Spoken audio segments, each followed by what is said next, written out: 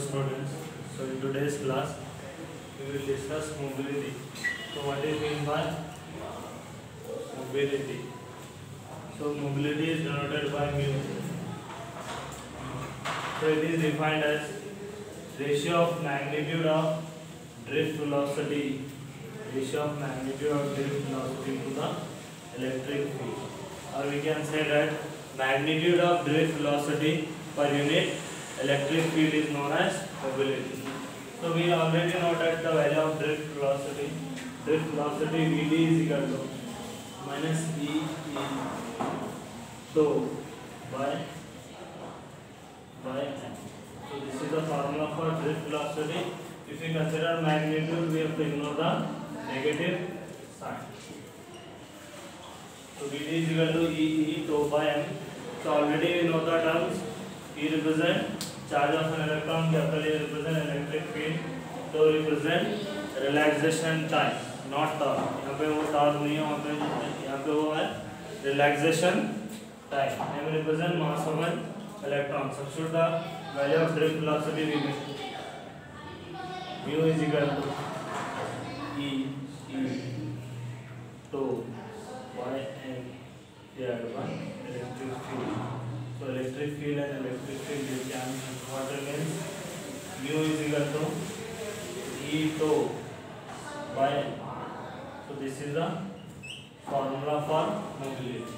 So mobility is nothing but ratio of magnitude of drift velocity per electric field. Per unit electric field is known as mobility. Now we will discuss relation between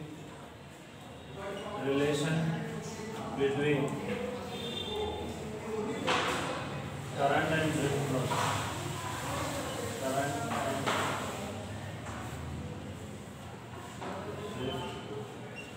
drift velocity. Relation between current and drift velocity.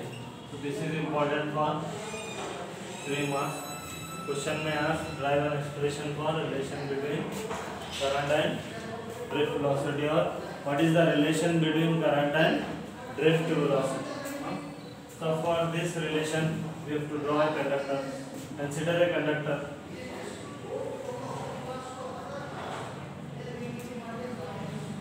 Consider a conductor is connected to a battery.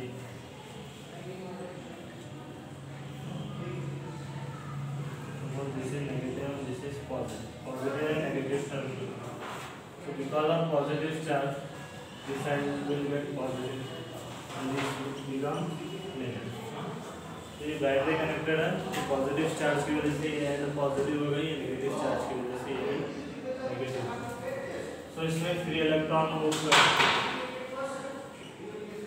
Free electron का direction होता है toward the positive charge और इसकी velocity को बोलते हैं drift velocity. The average velocity with which electrons are drifted towards the positive end of the conductor is known as drift velocity. तो इसके बारे में कॉन्सेप्ट हम ऑलरेडी पढ़े सो. तो ये कंडक्टर है, तो हम पॉजिटिव और नेगेटिव टर्मिनल से कनेक्ट कर दिए और इसमें फ्री इलेक्ट्रॉन्स हैं, ये फ्री इलेक्ट्रॉन मूव करते हैं टुवर्ड्स द पॉजिटिव चार्ज. तो ये प्रोसेस को बोलते हैं drift velocity. Number of free electrons drifted towards the positive end of the conductor is known as drift velocity. तो कंसिडर करो यहाँ पे कंडक्टर की लेंथ है L और क्रॉस सेक्शनल एरिया है. Consider conductor having length L and cross sectional area A. So we know that volume. So volume of conductor is equal to volume can be written as area into length. Volume कैसे लिख सकते हैं? Area into length. जैसे कि formula आ गया है volume का length into breadth into height. 3 dimension आते हैं वॉल्यूम के, लेंथ ब्रेड्थ हाइट. तो यहाँ पे ब्रेड्थ और हाइट को हम एरिया कंसीडर करें और ये लेंथ आ जाए, तो वॉल्यूम हम ऐसा लिख सकते हैं एरिया इनटू लेंथ. तो ये हो गया वॉल्यूम. नेक्स्ट ले लो number of free electrons in volume. Number of electrons in volume. So number of electron suppose इसमें एक इलेक्ट्रॉन नहीं है, अगर एक इलेक्ट्रॉन रहता तो डायरेक्टली हम फार्मूला यहाँ पे n number of electrons drift करें towards the positive terminal of the conductor. तो यहाँ पे फार्मूला चेंज हो जाता है, V is equal to n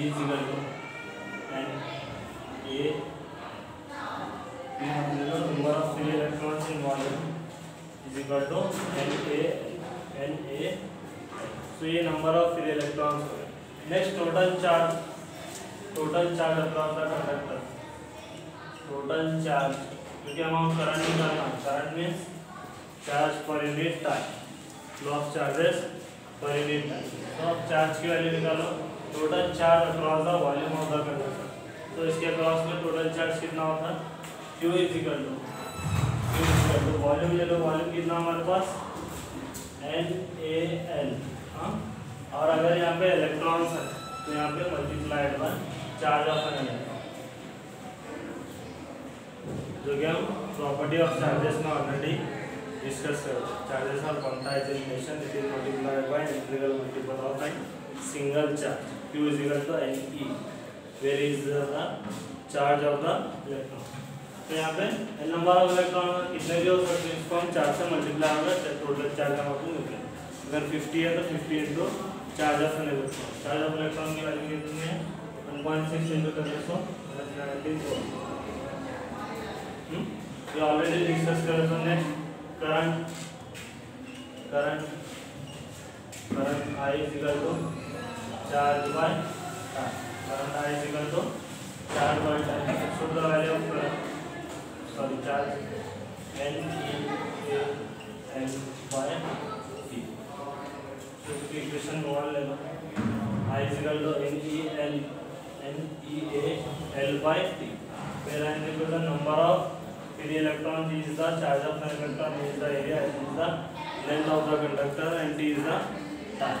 अब T की वैल्यू निकालो, क्योंकि ये इलेक्ट्रॉन क्या करें, ड्रिफ्ट करें टुवर्ड द पॉजिटिव टर्मिनल। हाँ, तो हमारा ऑलरेडी मालूम है वेलोसिटी की मीनिंग क्या होती है, डिस्प्लेसमेंट बाय टाइम। वेलोसिटी क्या होता है, डिस्प्लेसमेंट बाय टाइम। बट इन्हें डिस्प्लेस कहाँ हो रहा है, -q2 + q। अगर हम ए बी पोजीशन ले ली तो बी से डिस्प्लेस हो रहा है, क्या हो रहा है, बी से। तो बी से डिस्प्लेस होने के बाद इसकी वैल्यू क्या हो जाएगी, क्योंकि ये वेलोसिटी इलेक्ट्रॉन को ड्रिफ्ट करी, ये वेलोसिटी कितनी हो जाती है, ड्रिफ्ट वेलोसिटी। कौन सी वेलोसिटी हो जाती है, drift velocity. So Vd is equal to L/T। तो क्रॉस मल्टीप्लाई में इंटरचेंज कर दो, T is equal to L/Vd। T की वैल्यू क्या है, L/Vd। सब्स्टिट्यूट करो यहाँ पे, I is equal to NeAL divided by T की वैल्यू क्या है, L/Vd। L and L get cancel, so I is equal to NeAVd। So this is the relation between current and drift velocity, where I is the current, N is the number of electrons, E is the charge of an electron, Vd is the drift velocity, A is the cross sectional area of the conductor। तो यहाँ पे length cancel हो गए, it does not depends upon the length of the conductor. तो ये हो गया relation between current and drift velocity.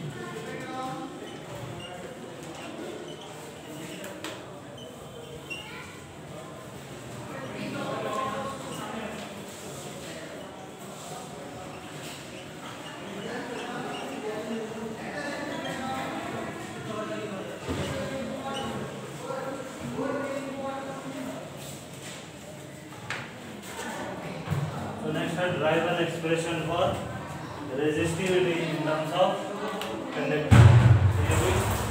भी मास के लिए इम्पोर्टेंट है, रेजिस्टिविटी और कंडक्टिविटी के बीच में रिलेशन बताना है, दोनों की वैल्यू निकालना है, resistivity in terms of conductivity, यहाँ पे वैल्यू निकालना है।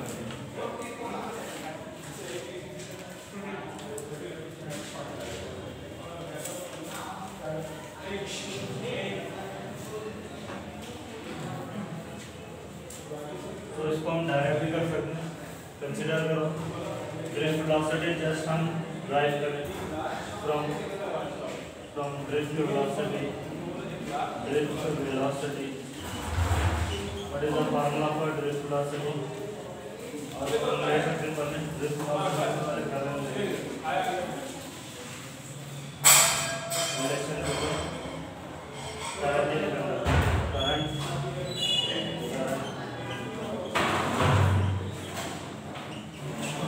जो कि हम जस्ट ड्राइव करें, यहाँ पे और एक फार्मूला निकल गया करंट का। इससे पहले जो फार्मूला था हमारे पास current is equal to charge by time का, बट और एक फार्मूला क्या गया, current is equal to NEA/VT। तो यहाँ पे ले लो equation I is equal to NEA/VT, but drift velocity VT is equal to, तो ये मैग्नीट्यूड ऑफ ड्रिफ्ट वेलोसिटी, इसका वैल्यू क्या होती है, EME तो बाय, इसको इक्वेशन 1 ले लो, इक्वेशन 1 में सब्स्टिट्यूट करो drift velocity, so I is equal to NEA/VT की वैल्यू क्या है, EE तो बाय, तो ये इसकी वैल्यू, इसको सिंप्लीफाई करो, I is equal to NE square E A तो बाय, तो ये हो गया current I। Next electric field की वैल्यू निकालो इसमें, इलेक्ट्रिक फील्ड, क्योंकि in terms of resistivity convert करना है, तो इलेक्ट्रिक फील्ड क्या होता है, फिर इक्वेशन 2 ले लो, बट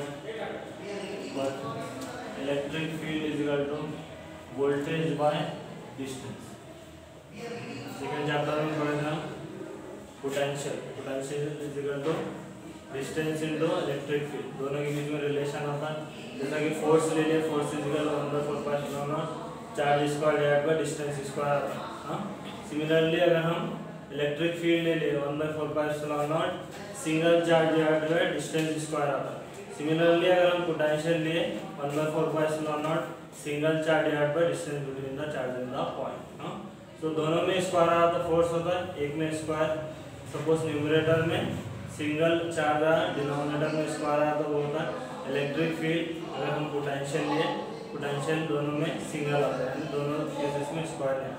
हाँ, एक्सप्रेशन बता देता हूँ, force 1/4 epsilon naught charge square divided by distance square, ये होता है फोर्स।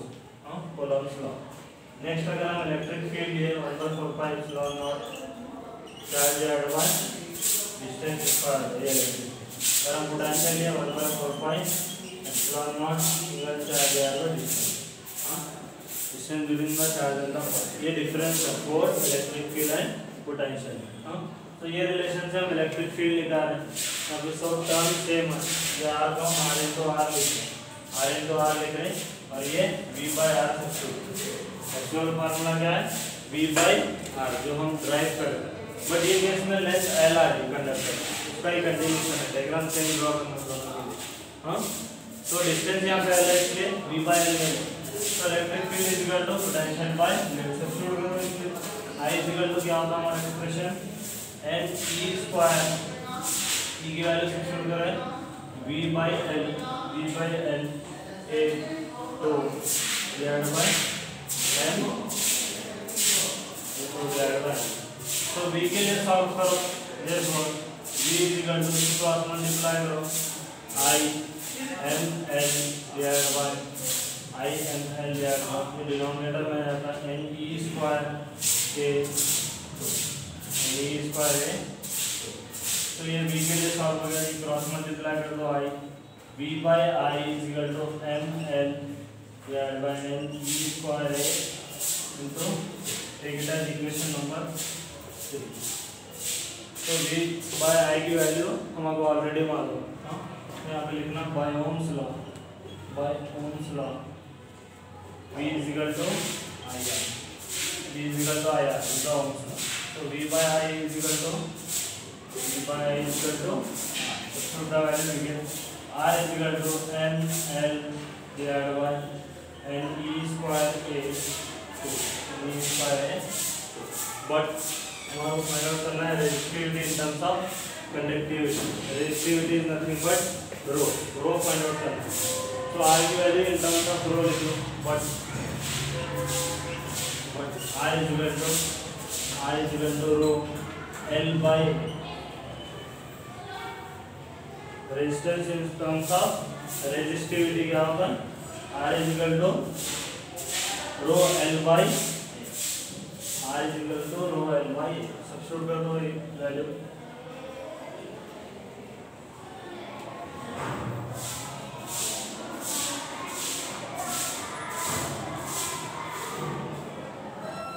ये वैल्यू यहाँ पे सब्स्टिट्यूट करो. सर्विसेस होगा रो L by A सब्स्टिट्यूट करो. यहाँ पे कंपेयर कर दो दोनों. रो L by A N L divided by N E square A into 2. L and L get cancel, A and A get cancel. What remains? Rho is equal to M divided by N E square. So where rho is resistivity. Resistivity in terms of किसमें लिखना है? Conductivity. Resistivity in terms of conductivity. So conductivity अगर हम लिए तो होता है sigma. It is a reciprocal of resistivity. उल्टा कर दो. NE square to so this is the relation or value of resistivity in terms of conductivity by using Ohm's law. Relation करो तो डायरेक्ट आता sigma divided by 1 by rho. But इन्हें क्या हो रहा बाय यूजिंग ओम्स लॉ की value find out करोगे. 3 marks के लिए दूसरा resistivity in terms of conductivity. Sigma is equal to 1 by rho which is equal to NE square tau divided by already ये टर्म्स मालूम है. n represent number of electron, is the charge of an electron, tau represent relaxation time, m is the mass of an electron. So this is the expression for resistivity in terms of conductivity by using Ohm's law. Next, proof of Ohm's law.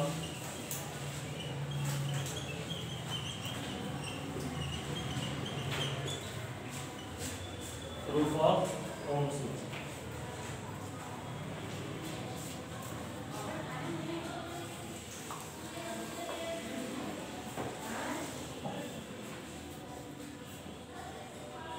ये important नहीं है but ये भी पूछ सकता है. Proof of Ohm's law इससे related है इसलिए यहाँ पे ही करा था.